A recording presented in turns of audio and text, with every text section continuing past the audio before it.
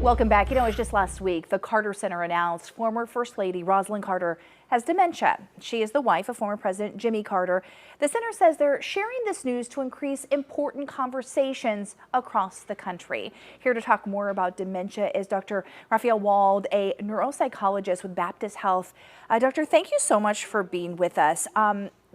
Talking about dementia, I feel like it's more of a conversation these days, which is good. That's what the Carter Center was really hoping for. But talk a little bit about dementia, signs and symptoms, because I think when you start talking about this, people start saying, well, I'm forgetful, or I forget my keys here and there, you know, just things like that. So what is dementia exactly? Sure. So dementia by definition means that a person has an impairment in their memory and at least one other thinking skill. So that might mean that they have an impairment in their ability to see things in space. It might mean that they have difficulty with juggling information in their mind. So in other words, if I ask someone to do 3 different tasks for me and they forget what the third one is before they do the second one, that would be what we call executive functioning. So essentially it's an impairment in your thinking skills, memory, and one other thinking skill.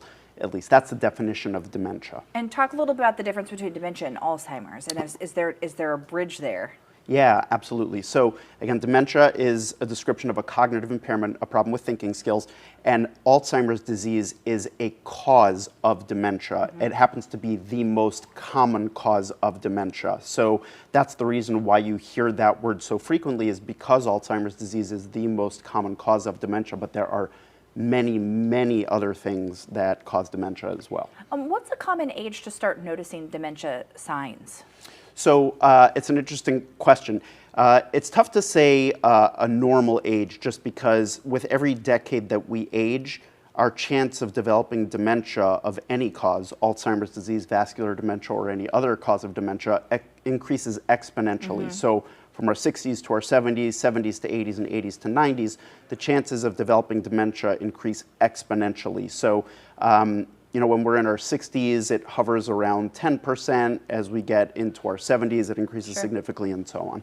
And Joe, what are some things you want people who are watching right now? Perhaps you have a loved one who is getting a little bit older and they might be worried about this. Sure.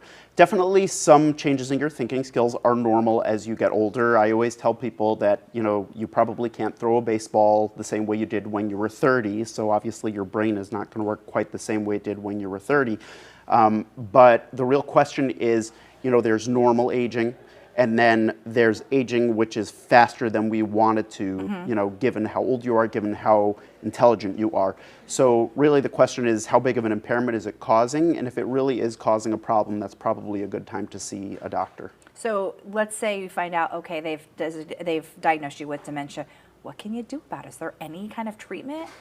So there are treatments for dementia. There are 2 classes of medications that have been approved for many years now. That's the cholinesterase inhibitor and the NMDA antagonist. Those have been around for a long time. They do give people somewhat of a cognitive boost. And now there's a lot more research focused on what's called monoclonal antibody therapy, which basically treats the abnormal bodies that show up on the brain in Alzheimer's. It treats those bodies as if they're sort of an invader, like a virus. Interesting. And it attacks those bodies and breaks them up. It's a very complicated venture. It's not quite that simple because that can cause other problems in the brain.